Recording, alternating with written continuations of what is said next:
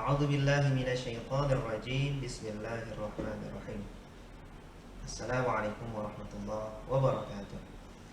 Alhamdulillah wassalatu wassalamu ala Rasulillah wa ala alihi wa sahbihi wa walah, amma ba'd. Para pemirsa yang dirahmati Allah, berjumpa lagi bersama saya Khairul Anam. Pada sesi yang ketiga ini kita akan mempelajari tentang gramatikal bahasa Arab, atau bagian yang pertama dari metode al-i'jaz adalah gramatikalnya.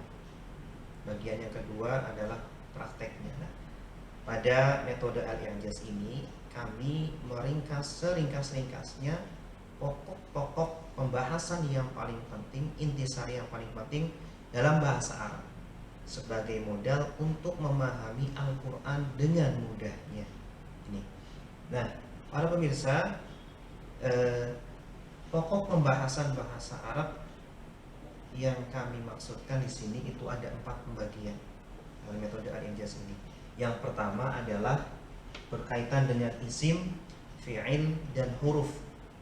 Isim maksudnya kata benda, fi'il maksudnya kata kerja, dan huruf maksudnya adalah kata bantu. Nah, jadi kalau kita buka Al-Quran, dari ribuan kata yang ada di dalam Al-Quran, maka tidak akan keluar dari 3 jenis kata ini. Ya, kalau kita tunjuk salah satu kata, maka pilihannya kalau bukan kata isim, kata benda, maka kata kerja atau fi'il. Kalau bukan kata kerja, maka kata bantu atau huruf. Insya Allah akan kita pelajari lebih dalam lagi pada sesi berikutnya. Kemudian bab yang kedua kita yang tidak kalah pentingnya lagi dalam pembahasan bahasa Arab Al-Quran ini adalah tentang dhamir, kata ganti. Dhamir itu adalah kata ganti. Kata ganti orang pertama, saya dan kami. Saya kata ganti orang pertama tunggal, kami kata ganti orang pertama jamak. Kemudian kamu, kalian, kata ganti orang pertama atau orang kedua kamu, kalau jamak kalian. Kemudian dia itu kata ganti orang ketiga, dan mereka juga. Insya Allah akan kita pelajari lebih dalam pada sesi-sesi berikutnya. Kemudian yang ketiga adalah bab yang ketiga tentang tasrif atau akar kata. Ini sangat penting sekali di dalam bahasa Arab, karena bahasa Arab itu kalau kita mengetahui akar kata, satu akar kata, maka bisa kita ketahui kata-kata turunannya itu bisa mencapai sampai 100 hanya dengan mengetahui akar kata. Jadi tidak perlu kita menghafal ribuan kosakata yang banyak.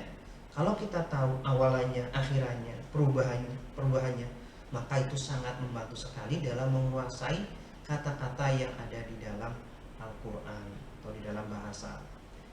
Dan yang terakhir, pemirsa, adalah struktur kalimat. Struktur kalimat adalah maksudnya kalau kita di dalam bahasa Indonesia ada namanya subjek, ada namanya predikat, ada namanya objek. Ini contohnya, saya makan apel. Saya subjeknya, makan predikat, dan apel objeknya. Di dalam bahasa Arab juga seperti itu.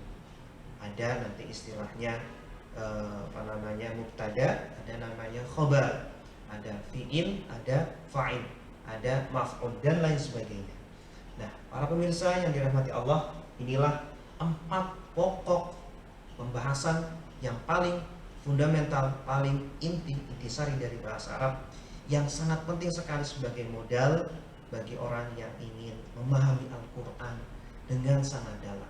Ketika membaca Al-Quran bisa menangis karena setiap kata yang dia baca dia faham maknanya. Ketika sholat dia menangis karena faham. Ketika imam membaca ayat-ayat tentang azab, dia terenyuh, masuk ke dalam hati, sehingga sholatnya semakin khusyuk. Dan ketika menghafal Al-Quran juga begitu, dia cepat sekali menghafal Al-Quran karena dia faham apa yang dia hafal. Demikianlah pemirsa, pada sesi yang ketiga ini. Insya Allah pada sesi berikutnya kita akan membahas tentang bagaimana praktek konsepnya. Kalau tadi gramatikalnya. Pada sesi berikutnya insya Allah bagaimana cara praktek menggunakan metode al-ijaz ini. Semoga bermanfaat. Wassalamualaikum warahmatullahi wabarakatuh.